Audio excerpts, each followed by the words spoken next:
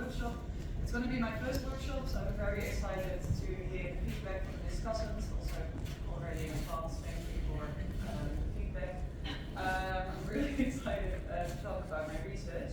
My name is Smith. I'm a PhD candidate at Leiden University in the Netherlands, and today I'll be presenting some of my ongoing research under the title Buying into Dreams, K-pop idols, fans, and their curated intimacy. My focus of my dissertation is the triangular interplay between idols, fans, and management companies. My central question, as for now, intends to change as well, is what can the effective labor of idols and fans tell us about broader sociological shifts under neoliberalism? For the discussants, my abstract is more about the direction I wish to go in, and this presentation is more about the theoretical frameworks I want to use and have researched thus far. So you have a little bit of both. Alright, so for my dissertation, I look at the idol not just as a performer, but as a laboring subject, someone whose job is to maintain intimacy as much as to sing or to dance. For my research, there are two main questions that I'm considering. One, are idols the sum of commodification, the ultimate packaged cultural product? And the other one, what do their forms of effective labor and the labor of fans reveal about changes in how intimacy, aspiration, and identity are produced in late capitalist societies? So this brings me to the core figure I want to think through with you today, which is the K-pop idol. When we talk about K-pop, especially in academic work, we often focus on either the training system, fan communities, or its global success. But what really draws people into it, and what for me is a super interesting topic to research, are the idols themselves. Fans often become attached less to the songs than to the person who sings them. That makes the idol-fan relationship absolutely central. Idols are both a product to be consumed and a person to be loved. This is a relationship that's emotionally meaningful, but also economically strategic. For me, this dual role is where things get interesting. Idols embody both sides of a paradox. They are distant professionals and at the same time accessible peers. This balancing act will run through the rest of what I'll discuss today, from survival shows to social media to fan practices. So what I'll do from here is move through a few lenses I'm currently using for my dissertation: parasociality, media outlets, and fan practices to show how idols and fans co-construct this economy of intimacy. So, the relationship between celebrity and fan is often described as a parasocial relationship, introduced by Horton and Wall in 1956. These are one-sided emotional bonds where the media user feels as though they're in a social relationship with a performer, despite the complete absence of real interaction. Horton and Wall were writing this in the context of television and radio, media that operated on a unidirectional model. The performer performs, and the audience listens or watches. We could turn off or on the radio or television, we could not directly interact with it. Despite this, psychological research confirms that humans are naturally inclined to treat mediated content as socially real. In other words, our brains don't easily distinguish between mediated and face-to-face interactions. As you can imagine, as media evolved, so too did our understanding of parasociality. Abedin introduced the term perceived interconnectedness to describe how social media democratizes and equalizes the hierarchy between celebrity and audience. Audiences also co-produce the conversation, which is correlated to Henry Jenkins' idea of participatory culture.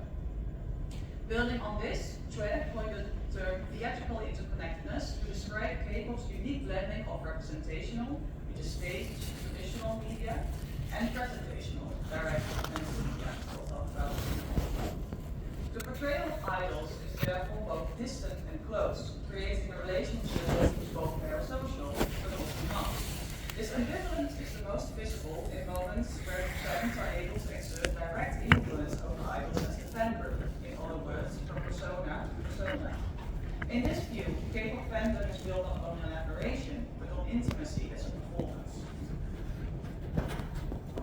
So, when looking at parasocial relationships, it is important to consider the development of media. Media platforms shape how parasocial relationships are formed and sustained. What we see here, in general, is a gradual shift from distance and control to perceived closeness and reciprocity. Even if the connection might be constructed, it feels emotionally real. I will go over them in the next slides as well, but to tell you really short, just to know what I'm going to talk about. Representational media is where the media organization has control over the image of the media event.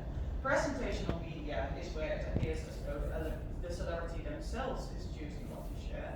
And interactive or pseudo-interactive media give the audience the illusion that they're engaging directly with the celebrity.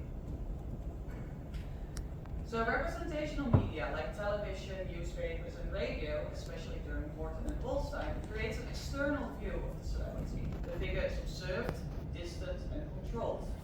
There is no attempt to simulate interaction or emotional intimacy. However, even back then, there was a desire of the audience to go beyond the professional persona of the celebrity. The rise of the paparazzi, for example, showcases this. The advent of internet and social media nurtured this desire to know the private side of the celebrity.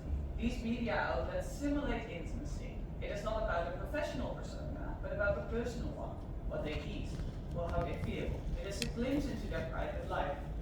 As you might notice, the people on this slide are also slightly different type of celebrities than what we usually think of. You see here a mukbang vlogger, a YouTuber, and an Instagram influencer. The development of media outlets also diversified celebrity types, but I will get back to this later. So the interesting thing about K-pop is that it uses everything but leans heavily on presentational media with outlets like Instagram and Weverse, which is a form of the popular Twitch. Apart from direct contact with idols through live streams and engaging on fan platforms, there are also certain apps like Bubble, where fans can seemingly engage directly with the idol.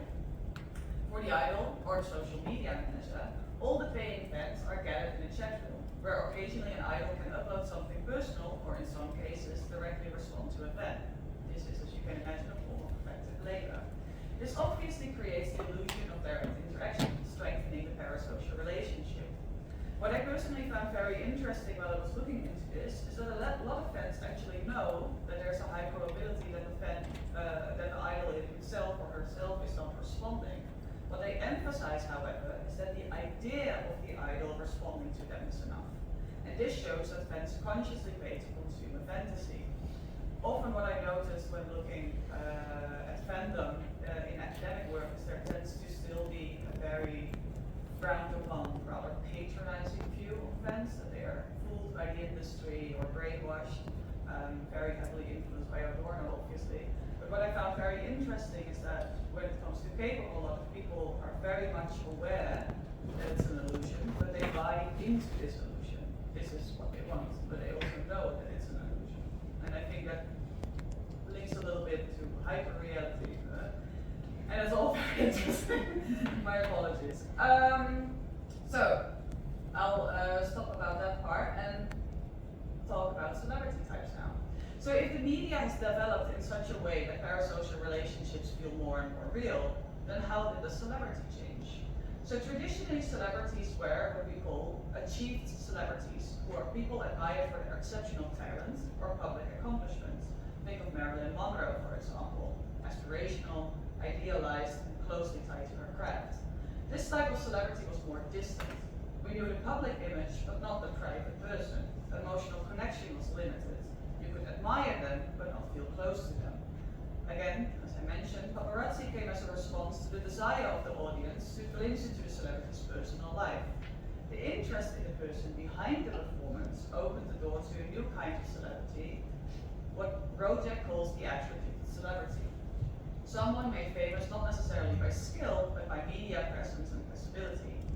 These are individuals who become well known through reality shows, social media, or viral content, often framed as normal people turned special.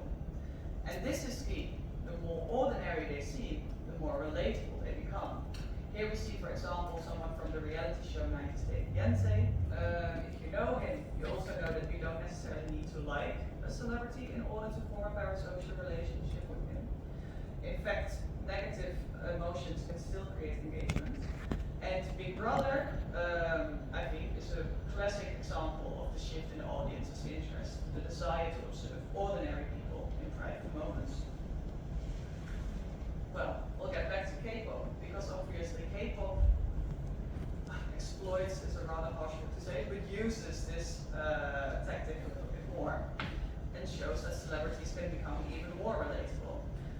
aspect in the K-pop industry is that trainees, so young teenagers aspiring to become a K-pop idol, are often already introduced to the audience before debut through survival shows, background dances, or as extras in music videos. This does not only give the management companies insight into what trainees are popular with the fans, but also makes fans feel emotionally invested in the journey of the trainee, while the trainee becomes both relatable and aspirational.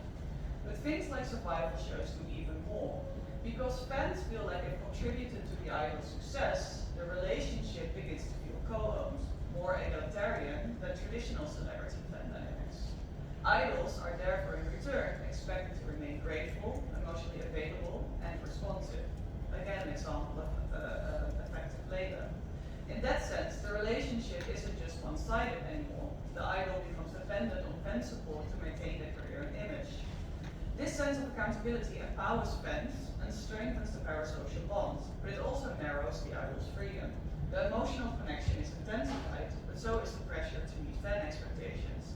So there is a gradual shift from the performance or the professional part of the idol becoming important to more the intimacy or the support that they create for fans.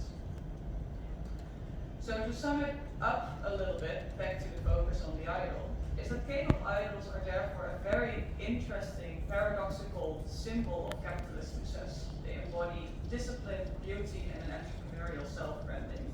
But they're also products of fans' self-directed emotional investment. Idols exist only insofar as fans sustain them, for streaming, buying merchandise, voting, or even promoting them online. This contradiction, idols as both autonomous entrepreneurs and dependent commodities, shows the neoliberal values at play: self-responsibility, competition, and constant self-optimization, but all within a very rigid corporate hierarchy. So, with that background, and for the bigger part of what I am aiming to do for my dissertation, what can the K-pop industry tell us about the following things? Through this idol-fan dynamic, we can explore several key sociological concepts. Neoliberal values, like as I already mentioned, competition, individual responsibility, and self-branding. Effective labor, idols, but also fans, produce feelings as marketable products. Hyperreality, the fantasy of intimacy matters more than its authenticity. And lastly, governmentality, fans self-regulate, streaming or promoting, not because they are forced to, but because they internalize industry roles. Together, this shows us how intimacy itself becomes a commodified service in contemporary culture. And I think the K-pop industry is a super interesting and current topic to delve more into this and to see what it can do for our society in general. Thank you so much. This was my presentation. Professor Benjamin Han from the University of Georgia and Professor Lisa Yang Ming Lam from